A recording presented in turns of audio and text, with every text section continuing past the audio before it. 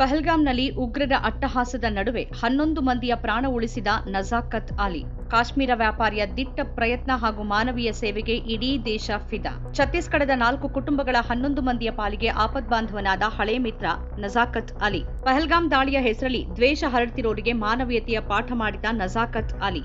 ಜಮ್ಮು ಮತ್ತು ಕಾಶ್ಮೀರದ ಪಹಲ್ಗಾಮ್ನಲ್ಲಿ ಭಯೋತ್ಪಾದಕರ ದಾಳಿಯ ನಡುವೆ ಕಾಶ್ಮೀರಿ ಉಣ್ಣೆ ಬಟ್ಟೆ ವ್ಯಾಪಾರಿಯೊಬ್ಬರು ತಮ್ಮ ಜೀವ ಪಣಕ್ಕಿಟ್ಟು ಛತ್ತೀಸ್ಗಢದ 11 ಮಂದಿ ಪ್ರವಾಸಿಗರನ್ನ ರಕ್ಷಣೆ ಮಾಡಿದ್ದಾರೆ. ಆ ಮಹಾ ಸಾಹಸ ಹಾಗೂ ಮಾನವೀಯತೆ ಮೆರೆದ ವ್ಯಕ್ತಿಯ ಹೆಸರು ನಜಾಕತ್ ಅಲಿ. ಏಪ್ರಿಲ್ 22ರಂದು ಬೈಸರನ್ ಪ್ರದೇಶದ ಜನಪ್ರಿಯ ಪ್ರವಾಸಿ ತಾಣದಲ್ಲಿ ಬಂದೂಕುದಾರಿಗಳು ಯದ್ವಾತದ್ವಾ ಗುಂಡು ಹಾರಿಸಿದಾಗ ಕನಿಷ್ಠ 28 ಮಂದಿ ಸಾವನ್ನಪ್ಪಿದ್ರು ಮತ್ತು ಇತರ ಅನೇಕರು ಗಾಯಗೊಂಡ್ರು. ಈ ದಾಳಿಯಿಂದ ಆ ಪ್ರದೇಶದಲ್ಲಿ ಜಮಾಯಿಸಿದ್ದ ನೂರಾರು ಪ್ರವಾಸಿಗರಲ್ಲಿ ಭಾರಿ ಭೀತಿಯನ್ನು ಉಂಟು ಮಾಡಿತು. ಹೀಗೆ ಭಯದ ವಾತಾವರಣದಲ್ಲಿ ಸಿಕ್ಕಿಬಿದ್ದವರಲ್ಲಿ ಛತ್ತೀಸ್ಗಢದ ಚಿರ್ಮಿರಿ ಪಟ್ಟಣದ 4 ಕುಟುಂಬಗಳು ಸೇರಿದ್ವು. ರಜಾದಿನ ಕಳೆಯೋಕೆ ಕಾಶ್ಮೀರಕ್ಕೆ ಆಗಮಿಸಿದ ಕುಟುಂಬಗಳವು.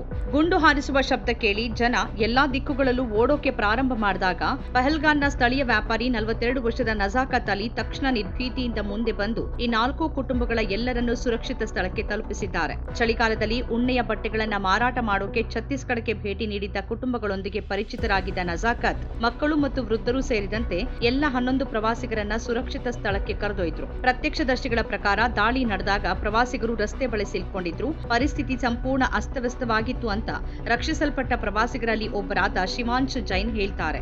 ಏನಾಗ್ತಿತ್ತು ಅಂತ ನಮ್ಗೆ ಅರ್ಥವಾಗ್ಲಿಲ್ಲ. ಗುಂಡು ಹಾರಿಸಲಾಗ್ತಿತ್ತು ಮತ್ತು ಎಲ್ಲರೂ ಕಿರಿಸ್ತಾ ಇದ್ರು. ಆಗ ನಜಾಕತ್ ಬಾಯಿ ಜವಾಬ್ದಾರಿಯನ್ನ ವಹಿಸಿಕೊಂಡ್ರು. ಅವರು ಭಯಗೊಳ್ಳಲಿಲ್ಲ. ಅವರು ಶಾಂತವಾಗಿ ತನ್ನನ್ನ ಹಿಂಬಾಲಿಸುವಂತೆ ಹೇಳಿದ್ರು ಮತ್ತು ಭದ್ರತಾ ಪಡೆಗಳು ಬರೋವರೆಗೂ ನಾವು ಸುರಕ್ಷಿತವಾಗಿದ್ದ ಲಾಡ್ಜ್ಗೆ ನಮ್ಮನ್ನ ಕರೆದೊಯ್ದ್ರು ಅಂತ ಶಿವಾಂಶ್ ಜೈನ್ ಹೇಳಿದ್ದಾರೆ. ಶಿವಾಂಶ್ ಜೈನ್, ಅರವಿಂದ್ ಅಗರ್ವಾಲ್, ಹ್ಯಾಪಿ ವಾಧವನ್ ಮತ್ತು ಕುಲದೀಪ್ ಸ್ಥಾಪಕ್ ಅವರ 4 ಕುಟುಂಬಗಳು ತಮ್ಮ ಪತ್ನಿ ಮತ್ತು ಮಕ್ಕಳೊಂದಿಗೆ ಪಹಲ್ಗಾಮ್ಗೆ ಭೇಟಿ ನೀಡಿದ್ರು. ತಮ್ಮ ಜೀವಮಾನದಲ್ಲಿ ನಜಾಕತ್ ಅಲಿ ಅವರ ಸಹಾಯವನ್ನ ಎಂದೂ ಮರೆಯೋದಿಲ್ಲ ಅಂತ ಆ ಕುಟುಂಬಗಳು ಹೇಳಿವೆ. ಕುಲದೀಪ್ ಸ್ಥಾಪಕ್ ಅವರ ಪತ್ನಿ ಪೂರ್ವ ಸ್ಥಾಪಕ್ ಚಿರ್ಮಿರಿ ಪುರಸಭೆಯ ವಾರ್ಡ್ 13ರ ಬಿಜೆಪಿ ಕೌನ್ಸಿಲರ್ ಆಗಿದ್ದಾರೆ. ನಜಾಕತ್ ಈ ಹಿಂದೆ ಛತ್ತೀಸ್ಗಢದ ಅವರ ಊರಿಗೆ ವ್ಯಾಪಾರಕ್ಕಾಗಿ ಭೇಟಿ ನೀಡಿದಾಗಿನಿಂದ ಈ 4 ಕುಟುಂಬಗಳು ಅವರನ್ನ ತಿಳಿದಿದ್ರು ಮತ್ತು ಪಹಲ್ಗಾಮ್ ಸುತ್ತಮುತ್ತಲಿನ ದೃಶ್ಯ ವೀಕ್ಷಣೆಗೆ ಅವರೊಂದಿಗೆ ಹೋಗಿದ್ರು. ಅವರು ಇಲ್ಲದೆ ಇದ್ದಿದ್ರೆ ಏನಾಗ್ತಿತ್ತು ಅಂತ ನಮ್ಗೆ ಗೊತ್ತಿಲ್ಲ ಅಂತ ಬದುಕುಳಿದ ಮತ್ತೋರ್ವ ಹ್ಯಾಪಿ ವಾಧವನ್ ಹೇಳಿದ್ದಾರೆ. ಅವರು ತಮ್ಮ ಸ್ವಂತ ಸುರಕ್ಷತೆಯ ಬಗ್ಗೆ ಕಾಳಜಿ ವಹಿಸಲಿಲ್ಲ.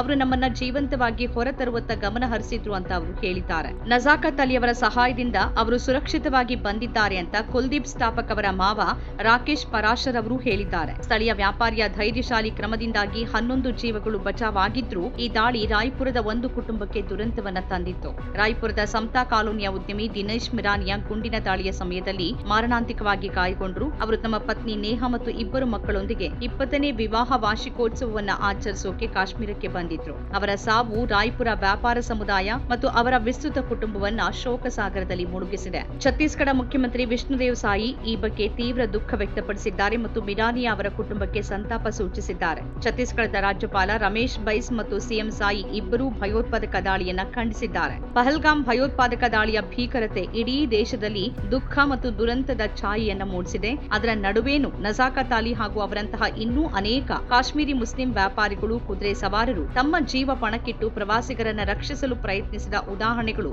ನಮ್ಮ ನಡುವೆ. ಮನುಷ್ಯತ್ವ ಇನ್ನೂ ಜೀವಂತ ಇದೆ.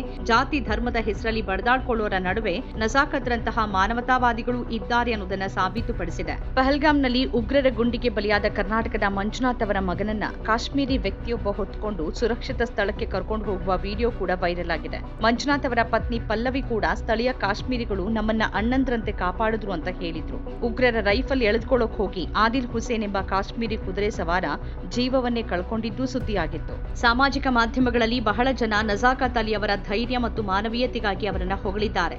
ಸಂಘರ್ಷವೇ ಚರ್ಚೆಯಲ್ಲಿರುವ ಪ್ರದೇಶದಲ್ಲಿ ನಜಾಕತ್ ಅವರ ನಡೆ ಸಹೋದರತ್ವ, ಮಾನವೀಯತೆ ಮತ್ತು ಧೈರ್ಯವನ್ನ ನಂಬುವ ಕಾಶ್ಮೀರಿಯತನ್ನ ದೇಶಕ್ಕೆ ತೋರಿಸಿಕೊಟ್ಟಿವೆ. ಛತ್ತೀಸ್ಗಢದ ಆ ಜನರೊಂದಿಗಿನ ನಜಾಕತ್ರ ಬಾಂಧವ್ಯ ಅತ್ಯಂತ ಮುಖ್ಯವಾದ ಕ್ಷಣದಲ್ಲಿ ಅವರಿಗೆ ಬಲವಾಗಿ ನಿಲ್ತು. ನಜಾಕತ್ ಅವರನ್ನ ವ್ಯಾಪಾರಿ ಅಂತ ತಿಳಿದಿದ್ದ ಊರು ಇದೀಗ ಅವರನ್ನ ರಕ್ಷಕ, ಹೀರೋ, ಆಪದ್ಬಾಂಧವ ಅಂತ ಕರೀತಾ ಇದೆ. ಭಯೋತ್ಪಾದನೆಗೆ ಹೆಸರಿಲ್ಲ ಅಥವಾ ಧರ್ಮ ಇಲ್ಲ ಅಂತ ತಮ್ಮ ಅಸಾಮಾನ್ಯ ಸಾಹಸ ಹಾಗೂ ಮಾದರಿ ಮಾನವೀಯತೆಯಿಂದ ನಜಾಕತ್ ಅವರು ಸಾಬೀತುಪಡಿಸಿದ್ದಾರೆ. ಆ ಮೂಲಕ ಭಯೋತ್ಪಾದಕರ ಉದ್ದೇಶ ಈಡೇರಿಸುವಂತೆ ಇಲ್ಲಿ ವರ್ತಿಸುತ್ತಿರುವ ದ್ವೇಷಕೋರರಿಗೂ ಸರಿಯಾದ ಪಾಠ ಹೇಳಿದ್ದಾರೆ.